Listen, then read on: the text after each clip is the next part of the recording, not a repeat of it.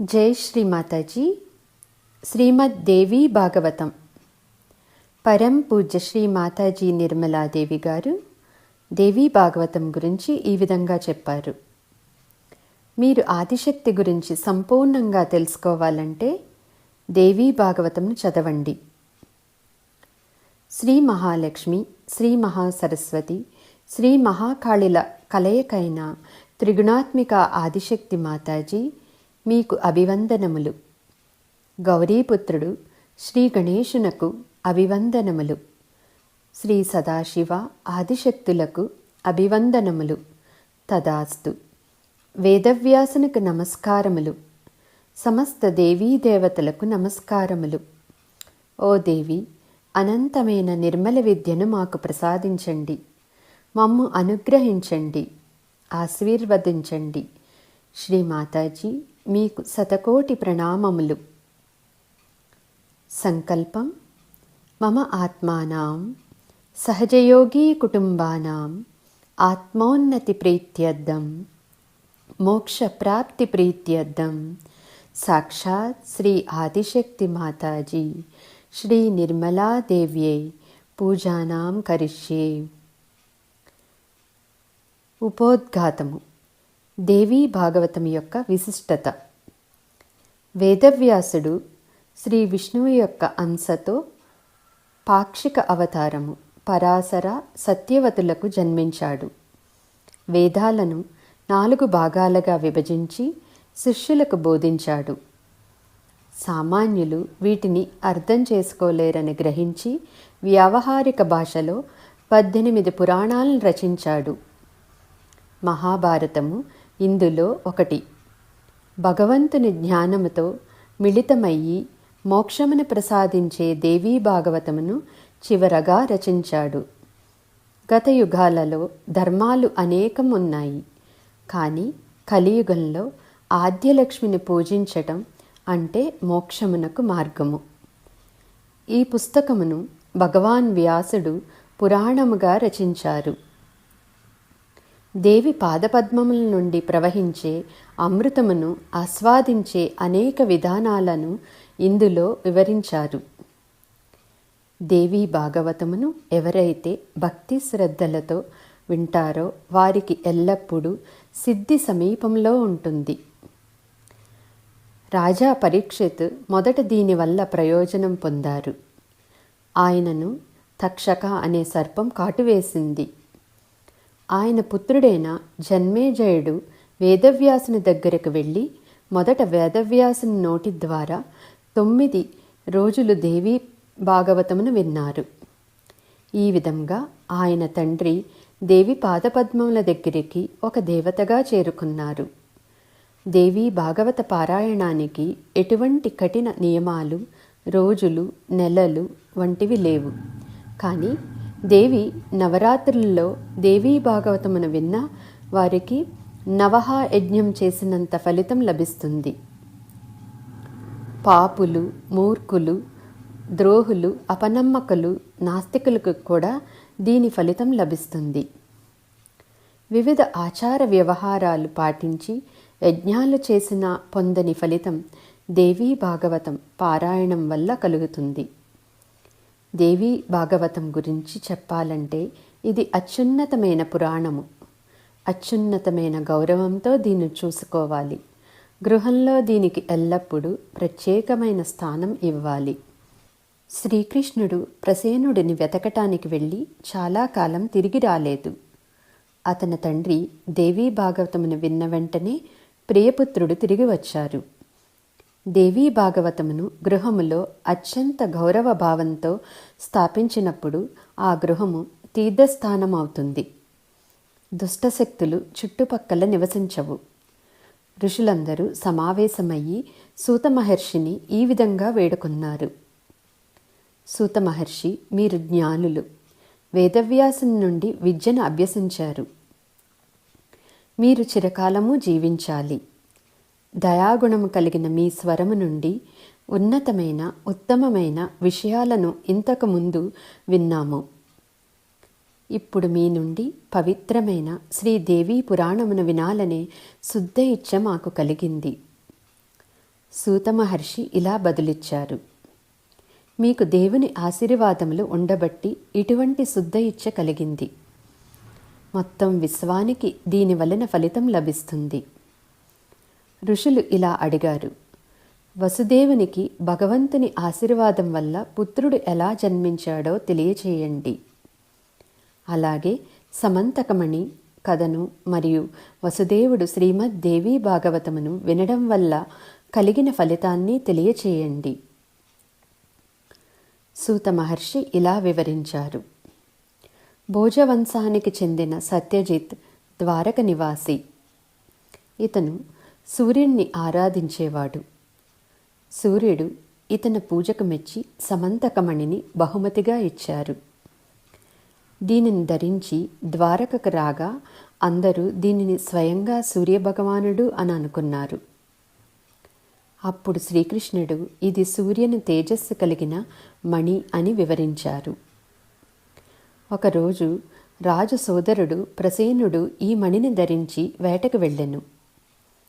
ఒక సింహం అతనిని చంపి మణిని అపహరించింది. అదే సమయంలో యోధుడైన జాంబవంతుడు అనే రాజు ఆ మణిని చూసి సింహాన్ని చంపి మణిని అపహరించి తన పుత్రికకి ఇచ్చాడు. ప్రసేనుడు ఎంతకీ తిరిగి రాకపోయేసరికి ఎక్కడ ఉన్నాడో, ఎవరైనా హాని తలపెట్టి మణిని దొంగలించారా అని రాజుకి ఆందోళన కలిగెను. ఇంతలో శ్రీకృష్ణుడు మణికి ఆకర్షించబడి దానికోసం ప్రసేనుడిని చంపేశాడు అని ద్వారకలో అపవాదు మొదలైంది. ఆ అపవాదు విన్న వెంటనే శ్రీకృష్ణుడు ప్రసేనుని వెతుకుట కొరకు అడవికి వెళ్ళాడు. జాంబవంతుని వెతికి పట్టుకుని 27 రోజులు ఘోరమైన యుద్ధం చేశాడు. శ్రీకృష్ణుడు జాంబవంతుని గుహలో అదృశ్యమైన తర్వాత వార్త విని వాసుదేవుడు తీవ్ర దుఃఖంలో మునిగిపోయాడు. ఇటువంటి పరిస్థితిలో నారదుడు వచ్చి వసుదేవుని దుఃఖానికి కారణం తెలుసుకుని అంబికాదేవి ఆరాధన చేయవలసిందిగా ఉపదేశించాడు. ఆమె గురించి తెలియచేయండి, ఎలా ఆరాధించాలో దయచేసి తెలియచేయండి అని వసుదేవుడు కోరగా నారదుడు ఇలా అన్నాడు: ఎవరూ కూడా వర్ణించనలవి కానీ దేవి ఆమె సంక్షిప్తంగా మీకు వివరించడానికి ప్రయత్నిస్తాను. భగవతి అంబికాదేవి శాశ్వతమైనది. ఆమె స్వరూపం సచ్చిత్ ఆనందం, సత్యమైన చైతన్యవంతమైన ఆనందం, శాశ్వతమైనది, మహోన్నతమైనది, ఈ విశ్వానికి జీవనాధారం. ఆమె అనుమతితో, ఆశీర్వాదంతోనే బ్రహ్మదేవుడు తన సృష్టిని చేయగలుగుతున్నాడు. దేవిని స్తుతించిన తరువాతే బ్రహ్మదేవుడు మధుకైటబుల భయాన్ని అధిగమించగలిగాడు. శ్రీ విష్ణువు యొక్క సృష్టిని పరిరక్షించేది ఈమెనే. ఈమె కరుణ కటాక్షముచే రుద్రునకు సంహారక శక్తి లభించినది. ఈ సంసార బంధానికి, బంధముక్తికి కారణం ఈమెనే. ముక్తి ప్రదాయిని. ఈమెనే మూర్తీభవించిన జ్ఞానస్వరూపిణి, నిర్మల విద్య. ఆమె ధైర్య శక్తి స్వరూపిణి రూపం వీరమాత. దుష్టశక్తుల మీద పోరాడేవారికి అధికారిని. మీరు నవరాత్రి పూజ చేసి దేవీ భాగవతమును 9 రోజుల్లో వినండి. దీన్ని పూర్తి చేయగానే నీ కుమారుడు తిరిగి వస్తాడు. ఎవరైతే దేవీ భాగవతం చదువుతారో, వింటారో వారు లౌకిక ఆనందమును నిర్లిప్తంగా అనుభవించి విముక్తి పొందుతారనే ఆశీర్వాదం లభిస్తుంది. వసుదేవుడు తన అనుభవమును ఈ విధంగా గుర్తు చేసుకున్నాడు. కంసుడు వసుదేవుణ్ణి అతని భార్య దేవకీతో సహా కారాగారంలో బంధించి వారికి జన్మించిన 7 పుత్రులను హతమార్చెను. వసుదేవుడు నారదునితో ఇలా ప్రస్తావించెను: దేవకి తన ఓర్పు సహనము కోల్పోయిన తరుణంలో కారాగారానికి గర్గమును పిలిచి తమ 8వ సంతానాన్ని రక్షించే మార్గం చెప్పమని కోరాము. అప్పుడు ఆయన భక్తులను రక్షించే సర్వరక్షాకరి, ఆర్తితో పిలిచే వారి సహాయకారి శ్రీదేవి భగవతి దుర్గను ప్రార్థించి దేవీ భాగవతమును పఠించమని చెప్పాడు. అది విని దేవకీ నేను ఇద్దరము నిరాశలో కూరుకుని పోయాము. ఇక్కడ కారాగారవాసులకు ఎటువంటి ఆచారాలను పాటించే వీలు లేదు. మును గర్గుని మా తరపున దేవీ భాగవత పారాయణం చేయమని ప్రార్థించాము. ఆయన దయతో అంగీకరించి కొంతమంది బ్రాహ్మణులను తీసుకుని వింధ్యా పర్వతాలకు వెళ్ళారు. పట్టణానికి కావలసిన వసతులను సమకూర్చుకుని దేవీ భాగవతమును పఠిస్తూ జపిస్తూ దేవీ జగదంబను ప్రార్థించారు. పఠనం పూర్తి అవ్వగానే దివి నుండి ఆకాశవాణి ఇలా వినిపించింది: మునిలారా, నేను ప్రసన్నురాలయ్యాను. మీ ప్రార్థనలు నేను నెరవేరుస్తున్నాను. ప్రపంచంలోని అణిచివేతని నాశనం చేయడానికి శ్రీకృష్ణుణ్ణి దేవకీ గర్భం నుండి జన్మించమని ఆదేశిస్తాను. వసుదేవునికి శిశువు జన్మించగానే గోకులంలో నందుని దగ్గరికి చేర్చాలి. యశోద దగ్గర ఆడ శిశువుని తీసుకుని వచ్చి కంసునికి ఇవ్వాలి. కంసుడు ఆడ శిశువుని క్రింద పడవేసి చంపడానికి ప్రయత్నించగానే అతని చేతుల నుండి తప్పించుకుని విష్ణుమాయ స్వరూపంలోకి మారుతుంది. వింధ్యా పర్వతాలలో మానవాళి శ్రేయస్సు కొరకు నివసిస్తుంది. ముని గర్గు దేవికి నమస్కరించి కృతజ్ఞతలు తెలిపాడు. వసుదేవుడు నారదునికి కృతజ్ఞత తెలియచేసి, మీరు దయచేసి మాతో ఉండండి అని ప్రాధేయపడ్డాడు. మాతో దేవీ భాగవత పారాయణం చెయ్యమని అడిగాడు. నారదుడు దీనికి దయతో ఒప్పుకుని శుభముహూర్తమును నిర్ణయించాడు. చాలామంది బ్రాహ్మణులు దీనిలో పాల్గొన్నారు. ఇదిలా ఉండగా జాంబవంతునికి శ్రీకృష్ణుడికి ఇంకా యుద్ధం కొనసాగుతూనే ఉన్నది. జాంబవంతుడు గాయపడ్డాడు. చివరికి తాను శ్రీకృష్ణుడితో యుద్ధం చేస్తున్నానని గ్రహించి ఆయనకు సాష్టాంగ ప్రణామం చేసి క్షమాపణ కోరాడు. శ్రీకృష్ణుడికి సమంతకమణిని ఇచ్చి ఆయన కూతురైన జాంబవతిని కూడా ఇచ్చి వివాహం జరిపించాడు. దేవీ భాగవతం పఠనం ముగిసేసరికి శ్రీకృష్ణుడు ద్వారకకు తిరిగి వచ్చెను. వసుదేవుడు ద్వారక ప్రజలందరూ అమితానందపడ్డారు. బ్రాహ్మణులకు సాంప్రదాయక పూర్వకంగా సత్కరించి భోజనం పెట్టి బహుమతులు ఇచ్చి సంతోషపరిచారు. నారదముని సెలవు తీసుకుని బ్రహ్మలోకమునకు వీడెను. ఎవరైతే దేవీ భాగవతమును శుద్ధ చిత్తముతో పఠిస్తారో, నిర్మల భక్తితో పఠిస్తారో వారికి ప్రశాంతత ఆశీర్వాదంగా లభిస్తుంది. సూతముని ఇలా చెప్పసాగారు: మునిలారా, దేవీ భాగవత పఠనం ద్వారా ప్రార్థనలు ఎలా ఫలిస్తాయో తెలుసుకోవటం కొరకు ఇప్పుడు మరొక కథ వినండి. ముని అగస్త్య ఆయన భార్య లోపాముద్రతో కలిసి కార్తికేయ దగ్గరికి వెళ్ళి, ఓ తారకాసుర సంహార, దయచేసి విశ్వమాత యొక్క మహిమలను వర్ణించమని కోరారు. శాశ్వతి అయిన భగవతి దుర్గా దేవీ భాగవత రూపంలో వర్ణించబడ్డారు. దాతృత్వ స్వభావం గల ఆ తల్లిని ఎవరూ కూడా సంపూర్ణంగా వర్ణించలేరు. ఆమెను ధ్యానించేవారు సచ్చిత్ ఆనందమును పొందుతారు. ఆమెను జగదంబా స్వరూపంలో దేవీ భాగవతంలో స్తుతించారు. ఆమె దేవీ భాగవతము పఠనం లేక విన్న ప్రదేశంలోని పంచభూతాలకు కూడా శుభాన్ని ప్రసాదిస్తారు. విశ్వాసన్ పుత్రుడు శ్రద్ధాదేవ్, ఆయనకు సంతానం లేదు. అందుకని ముని అగస్త్య ఆధ్వర్యంలో పుత్రోష్టి యజ్ఞం చేశారు. శ్రద్ధాదేవ్ భార్య బ్రాహ్మణులను ఒక పుత్రికను ప్రసాదించమని కోరింది. పుత్రిక జన్మించగానే తండ్రి అగస్త్య మునిని యజ్ఞంలో పుత్రిని బదులు పుత్రికని ప్రసాదించడంలో ఆంతర్యమేమి అని ప్రశ్నించాడు. అప్పుడు అగస్త్యుడు ధ్యానంలో సత్యమును తెలుసుకుని శ్రీ విష్ణువు గురించి తపస్సు చేసి, బాలిక ఇలా అను బాలుడు శుద్ధ్యముగా మారే వరమును పొందాడు. అతడు యుక్త వయసు రాగానే ఒకరోజు గుర్రం మీదకి అడవికి వేటకు వెళ్ళాడు. శివుడు శపించిన ఒక ప్రదేశంలోకి దారి తప్పి వెళ్ళాడు. ఆ ప్రదేశంలోకి ఏ మగవారైనా ప్రవేశిస్తే ఆడవారిగా మారుతారు. సుద్యుమ్న అతని సేన మొత్తం ఆడవారిగా మారిపోయారు. గుర్రం కూడా ఆడగుర్రంగా మారింది. కన్యకగా మారిన సుద్యుమ్న బుద్ధముని ఆశ్రమం వద్ద సంచరిస్తూ అతనిని వివాహమాడి ఆశ్రమంలో నివసించసాగింది. పురారవ అనే పుత్రునకు జన్మనిచ్చింది. ఒకరోజు ఈమెకు తాను సుద్యుమ్న అన్న గతం జ్ఞప్తికి వచ్చి బాధపడింది.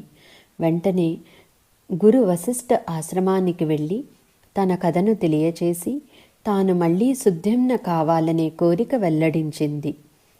గురు వశిష్ఠ కైలాసానికి వెళ్ళి తపస్సు ఆరంభించాడు. శివుడును ఈ విధంగా ప్రార్థించసాగాడు. ఓ దేవాదిదేవా, ఆశీస్సులను శుభశ్రేయస్సును ప్రసాదించండి. జటాజూటధారి చంద్రుణ్ణి శిఖాభరణముగా ధరించిన మీకు నాకు ప్రణామములు. విశ్వశ్రేయస్సు కోరే కైలాసవాసికి నమస్తస్సే నమస్తస్సే.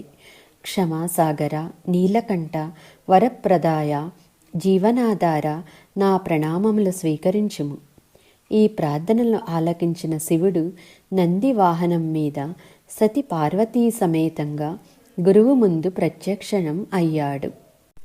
వారి ముఖారి విందం వేలకొలది సూర్యుల ప్రకాశంతో తెల్లని మంచు పర్వతం వలె వెలిగిపోయింది. ఆయన త్రినేత్రాలు కలిగి చంద్రుణ్ణి శిఖలో ధరించి ఉన్నారు. ప్రసన్నుడై గురు వశిష్ఠ వరమును కోరమన్నాడు. దేవా, దయచేసి ఇలాను సుద్యుమ్నగా మార్చమని కోరెను. అప్పుడు శివుడు అతనికి 4 రోజులు ఆడ 4 రోజులు మగగా వండేటట్లు వరం ప్రసాదించెను. గురు వశిష్ఠుడు జగజ్జనని పార్వతీదేవికి ప్రణమిల్లి ఆమె అరుదైన దర్శన భాగ్యం ప్రతిఫలాపేక్ష లేనిది. ఆమె ముఖ వర్చస్సు వేలకొలది చంద్రుని కాంతుల ప్రకాశంతో వెలిగిపోతున్నది. నిరంతర చిరుమందహాసి ఇలాను శాశ్వతంగా మగ శరీరమును స్థిరపరచమని వేడుకుంటూ అమ్మవారిని స్తుతించటం ప్రారంభించాడు. భక్తుల శ్రేయస్సు కోరే ఓ దేవి, మీకు ప్రణమిల్లుతున్నాను. నిర్గుణ గుణాతీత అయిన మీకు, దుష్టశక్తులను నాశనం చేసే శ్రీ దుర్గా, మీకు ప్రణమిల్లుతున్నాను. మీ భక్తులకు దర్శనం ప్రసాదిస్తారు. ఓ మహామాయ, మీ పాదపద్మములను పూజించిన భవసాగరమును దాటిస్తారు. ఆనందమును, మోక్షమును, విముక్తిని ప్రసాదిస్తారు. మిమ్మల్ని ఎవరూ కూడా సముచితంగా వర్ణించలేరు. మిమ్మల్ని పూజించుటకు నేను ప్రణమిల్లుతున్నాను. నారాయణీ అయిన శ్రీ దుర్గ తక్షణమే ప్రసన్నమైనది. సర్వజ్ఞ వరప్రదాయిని అయిన దేవి వశిష్ఠునితో ఇలా అనెను. సుద్యుమ్న గృహానికి వెళ్ళి భక్తితో శ్రద్ధతో నన్ను పూజించండి. అతనితో 9 రోజులు దేవీ భాగవతమును పఠించు. నాకు ఈ పురాణము అత్యంత ప్రియమైనది. పఠనం పూర్తి అవ్వగానే సుద్యుమ్న శాశ్వతంగా మగవానిగా మారుతాడు అని వరమిచ్చి శివపార్వతులు అదృశ్యమయ్యారు. వశిష్ఠుడు వారికి కృతజ్ఞతలు తెలియచేసి ఆశ్రమానికి తిరిగి వచ్చెను. ఇలాను పిలిచి జరిగిందంతా వివరించెను. తర్వాత కావలసిన వసతులను సమకూర్చుకుని దేవీ భాగవత పఠనం ప్రారంభించారు. 9వ రోజు ఇలా సుద్యుమ్నగా మారాడు. వశిష్ఠుడు అతనికి రాజ్యాభిషేకం చేసెను. రేవతీ కథ. ఈ వృత్తాంతం విన్నాక అగస్త్యముని కార్తికేయుణ్ణి కథనం కొనసాగించమని కోరగా స్కందుడు ఇలా చెప్పసాగాడు. ఓ మిత్రువరుణుని కుమారుడా, దేవీ భాగవతంలో మొదటి భాగం దేవి గొప్పతనాన్ని వర్ణిస్తే 2వ భాగం ధర్మజ్ఞానాన్ని బోధిస్తుంది. దేవి గాయత్రి యొక్క ప్రాముఖ్యతని, భావాన్ని తెలియచేసేదే దేవీ భాగవతం. రిత్వాక్ అనే పిలువబడే ఒక ముని ఉన్నత విద్యను, జ్ఞానాన్ని సంపాదించాడు. ఈయన శుభముహూర్తంలో పుత్రుడి కొరకు పుత్రోత్సవమును చేసెను. రేవతి నక్షత్ర 4వ పాదంలో పుత్రుడు జన్మించెను. నిర్దేశించబడిన వేడుకలు అనగా నామకరణము, ఒడుగు, దీక్షలు చేశారు. కానీ పుత్రుడు జన్మించిన దగ్గర నుండి గృహములో ఎల్లప్పుడూ అనారోగ్యము, దుఃఖము ఉండేది. గృహములో ప్రతి ఒక్కరూ కోపమును, కోరికలను జయించారు. కానీ తల్లి మాత్రం ఎప్పుడూ అనారోగ్యంతో బాధపడేది. కుమారుడు అవిధేయుడిగా ప్రవర్తిస్తుండటంతో తండ్రికి కుమారుడు ఎందుకిలా చెడ్డవాడుగా మారాడో అర్థం కాక నిరాశతో పాటు ఆశ్చర్యం కలిగింది. చివరికి ఒకరు ముని పత్నిని కూడా బలత్కారంగా ఎత్తుకుని పోయాడు. రిత్వాకుడు విరక్తి చెంది ఈ విధంగా విచారించెను. ఇటువంటి అవిధేయుడైన పుత్రుడు ఉండడం కన్నా సంతానం లేకపోవటమే ఉత్తమం. ఇటువంటి వారి పాపపు చర్యల వల్ల పూర్వీకులు స్వర్గము నుండి నరకమునకు త్రోసివేయబడతారు. ఇతనికి స్నేహితులు ఎవరూ లేరు, శత్రువులు కూడా ఉపయోగపడడు. తల్లిదండ్రులకు సంతోషాన్ని కలిగిస్తూ పరులకు సహాయం చేసే పుత్రులు ఉన్నవారు ధన్యులు. దుష్టుడైన కుమారుడు కుటుంబమును నాశనం చేయటమే కాక ప్రపంచానికే అశుభము. చివరికి నరకానికి వెళ్తాడు. రిత్వాకుడు దుఃఖించుతూ గర్గముని వద్దకు వెళ్ళి ఇలా వేడుకొనెను. ఓ గురుదేవా, మీరు జ్యోతిష్య పండితులు. ఇలాంటి పుత్రుడు జన్మించుటకు గల కారణమేమిటో వివరించండి. నేను ఎల్లప్పుడూ నా గురువుని గౌరవించాను. వేదాల్లోని జ్ఞానం సంపాదించాను.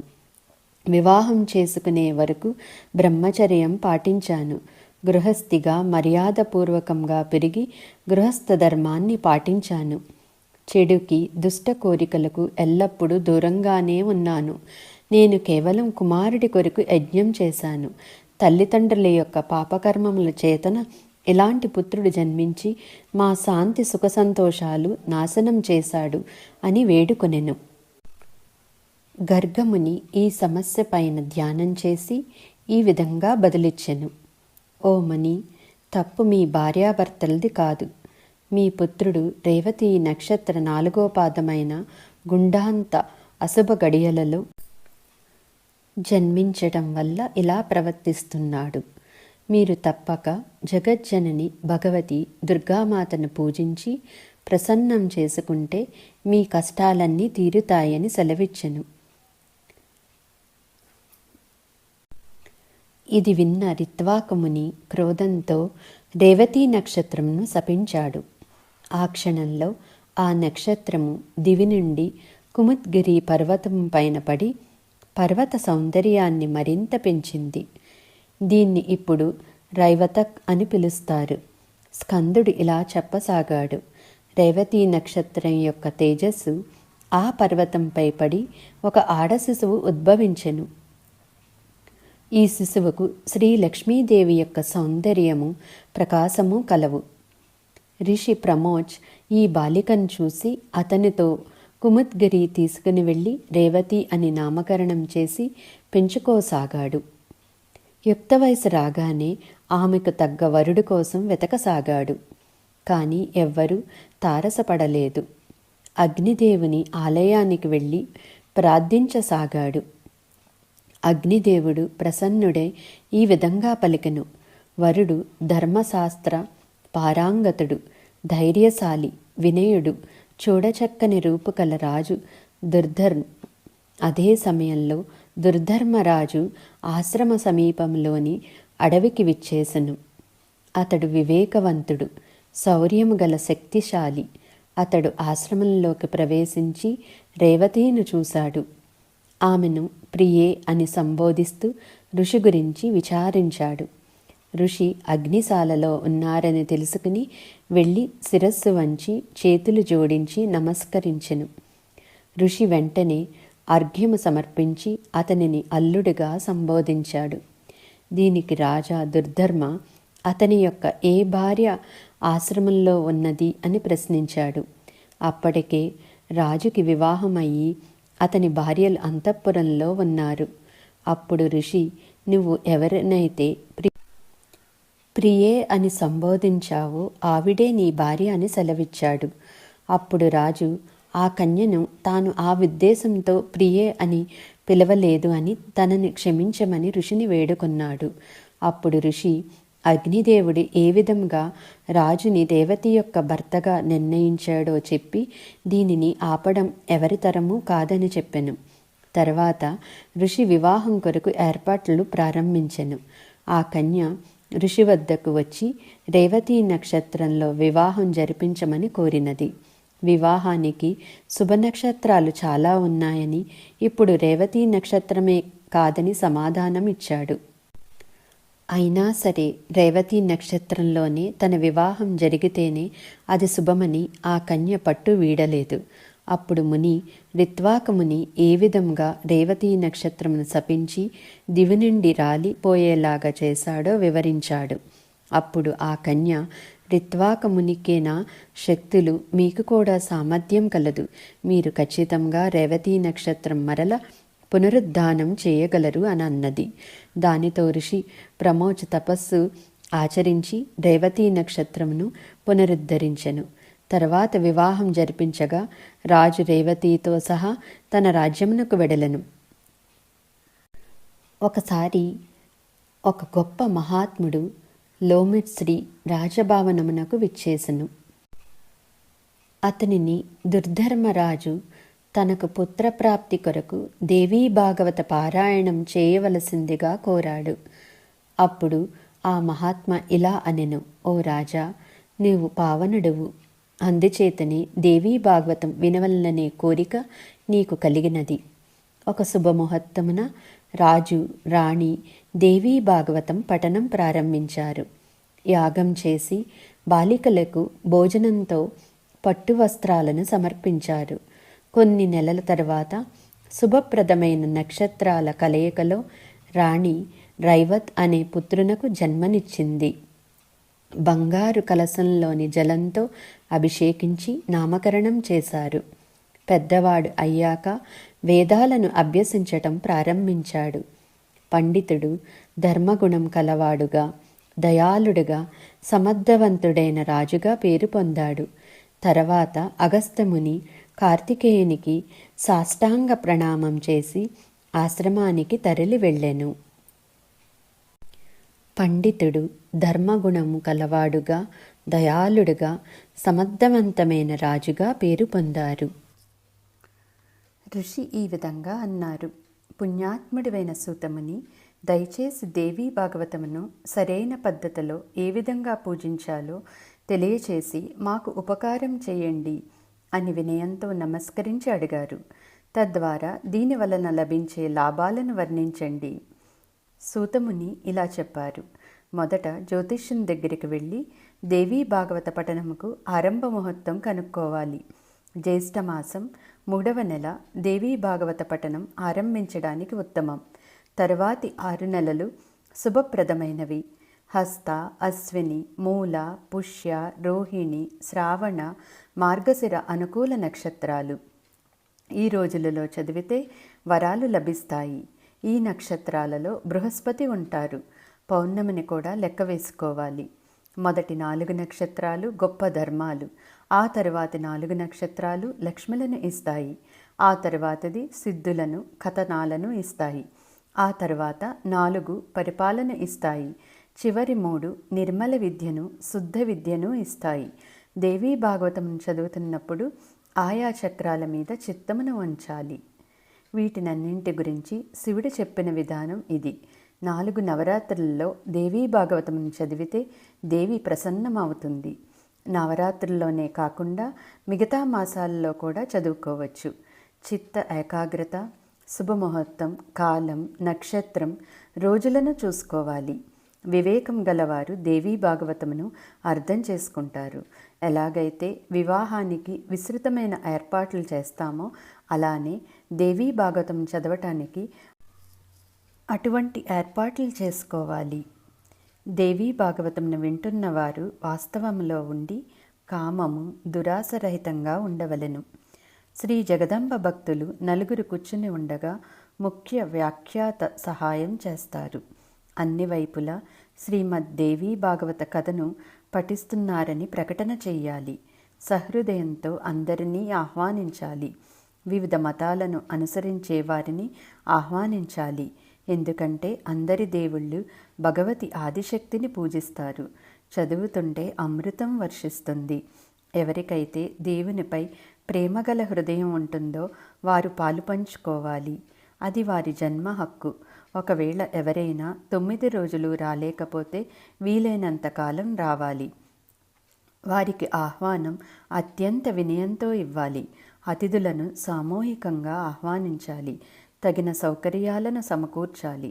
ఆ ప్రదేశమును శుభ్రం చేసి ప్రధాన వేదికను అలంకరించి ఏర్పాట్లు చేయాలి. ఆ ప్రదేశమును గోవు పేడతో అలికి నున్నగా ఉంచాలి. మండపానికి అన్ని వైపులా నిటారుగా అరటి చెట్లను కట్టాలి. వెండి రంగు కాగితాలతో జెండాలతో అలంకరించాలి. అతిథులకు తివాచీలను పరచాలి. దేవీ భాగవతమును పఠించేవారు, తగిన వారుగా ధర్మంతో కూడి ఉన్నవారు మరియు ఆ విషయంపై విస్తృతంగా ప్రవచించగలిగిన వారు, విషయాన్ని ఒప్పించగలిగిన వారు, తప్పు ఒప్పులను ఎంచగలిగిన వారు, వారి ఇంద్రియాలను స్వాధీనంలో ఉంచుకునేవారు, జ్ఞానవంతులు, సంతృప్తిగా ఉన్నవారు దేవీ ఉపాసకులయ్యి ఉండాలి. సభలో శుద్ధ విద్యను పొందాలనే శుద్ధ కోరిక కలిగిన వారు, భక్తులు దైవ అమృతమును ఎలా తీసుకుని ఆకళింపు చేసుకోవాలో తెలిసిన వారు ఉండాలి. అంతేకాక వినయంతో ఉండేవారు ఉండాలి. సమాజ వ్యతిరేక శక్తులు, దురాశపరులు, కాముకులు, పుకార్లు సృష్టించేవారు, ఇతరుల హృదయాలను బాధించేవారికి అక్కడ స్థానం లేదు. మొదటి రోజు పఠించేవారు శ్రోతగా కూడా ఉండాలి. వీరు సూర్యోదయానికి ముందర నిద్రలేచి ఉదయ కాలకృత్యాలు తీర్చుకుని ధ్యానంలో కూర్చోవాలి. మిత ఆహారం తీసుకోవాలి. దేవి యొక్క అందమైన చిత్రం కలిగిన గ్రంథం తీసుకుని పూజా సామాగ్రి వంటివి, కుంకుమ, పరిమళాలు, ధూపం, పువ్వులు, దీపాలు సమకూర్చుకోవాలి. అన్ని దుష్టశక్తులను తీసివేయటానికి 5 బ్రాహ్మణుల చేత దుర్గా సప్తశతి చదివించాలి. తర్వాత ప్రదక్షిణ చేసి నమస్కరించి దేవిని ఈ విధంగా ప్రార్థించాలి. మీరు మహామాయ మరియు విశ్వానికి ఆధారము. భవానీ, మీ రూపం ప్రయోజనకరమైనది. మేము భవసాగరంలో మునిగిపోయాము. దయచేసి మమ్మల్ని రక్షించండి. ఓ జగదంబ, బ్రహ్మ విష్ణు మహేశ్వరులు మిమ్మల్నే పూజిస్తారు. మాకు ప్రసన్నురాలువి అవ్వు తల్లి.